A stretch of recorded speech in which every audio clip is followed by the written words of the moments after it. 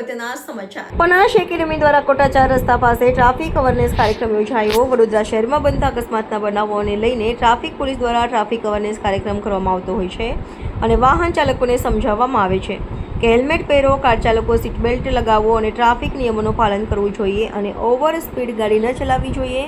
ત્યારે પનાશ એકેડમી દ્વારા કોટા 4 રસ્તા પાસે એકેડમીના 35 થી 40 વિદ્યાર્થીઓ દ્વારા ટ્રાફિક સિગ્નલ પર ઊભા રહેલા વાહન ચાલકોને સમજણ આપવામાં આવી હતી કે હેલ્મેટ પહેરવું જોઈએ, જેથી અકસ્માત થાય તો હેલ્મેટ માથાનું રક્ષણ થાય। સાથે કાર ચાલકોને અવશ્ય સીટ બેલ્ટ લગાવવો જોઈએ અને દારૂ કે અને કોઈ ચીજ વસ્તુનો નશો કરી વાહન ન ચલાવવું જોઈએ, જેથી અકસ્માતના બનાવો ન બને।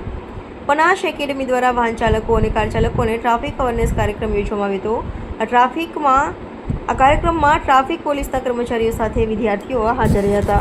આજે આપણે અહીંયા અકોટા જે નર્સિંગ ક્રોસિંગ છે એની પાસે અમે લોકો ટ્રાફિક અવેરનેસના પ્રોગ્રામ માટે અમારા સ્ટુડન્ટ્સ ભેગા થયા છે। અમારા સ્ટુડન્ટ્સ એટલે પનાશ એકેડમી, જે આપણા સ્ટુડન્ટ્સ જે છે એ યંગસ્ટર્સ છે, આજકાલના જે 18થી લઈને 21-22 વર્ષના છોકરાઓ છે। આજકાલ જે સિટીમાં બનાવો વધી રહ્યા છે એક્સિડન્ટના, જે જો અવારનવાર આપણે આજકાલ જોઈ જ રહ્યા છે, એક્સિડન્ટ્સ થઈ રહ્યા છે, તો એના ટ્રાફિક રૂલ્સના બેઝિક નિયમોના અવેરનેસ માટે અમારા સ્ટુડન્ટ્સે આ પ્રોગ્રામ ગોઠવ્યો છે, બરાબર। જેમાં અમે જે બેઝિક હેલ્મેટ પહેરીને તમારે ડ્રાઈવ કરવું જરૂરી છે, ડ્રિંક એન્ડ ડ્રાઈવ ના કરવું, 4 વ્હીલર ચલાવતું સીટ બેલ્ટ પહેરવું જરૂરી છે। આ જે બધા નિયમો જે છે એ બધા સિટીઝન્સ જો ટ્રાફિક રૂલ્સ ફોલો કરશે તો એક્સિડન્ટ્સના કેસો અને બનાવો થોડાક ઓછા થવા કદાચ હેલ્પ કરી શકે। તો અમારા સ્ટુડન્ટ્સ એ જ ટ્રાય કરી રહ્યા છે કે સિટીઝન્સને થોડુંક અવેરનેસ આપી શકે, બસ એના માટે જ અમારો પ્રયત્ન છે અને અમે લોકો આભારી છીએ ટ્રાફિક પોલીસનો કે એમને આજે અમને મોકો આપ્યો છે આ પ્રોગ્રામ ગોઠવવા માટે।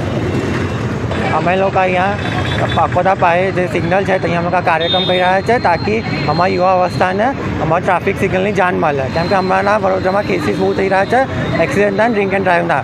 તો અમે લોકો ટ્રાય કરે છે પના સ્ટુડન્ટ્સના કે આગળ જઈને ડ્રિંક એન્ડ ડ્રાઈવ કેસ ના થાય અને પણ આપણું જે વડોદરા સંસ્કારી નગરી છે એ સંસ્કારી બની રહે અને આગળ જઈને પણ કંઈ એક્સિડન્ટ ના થાય।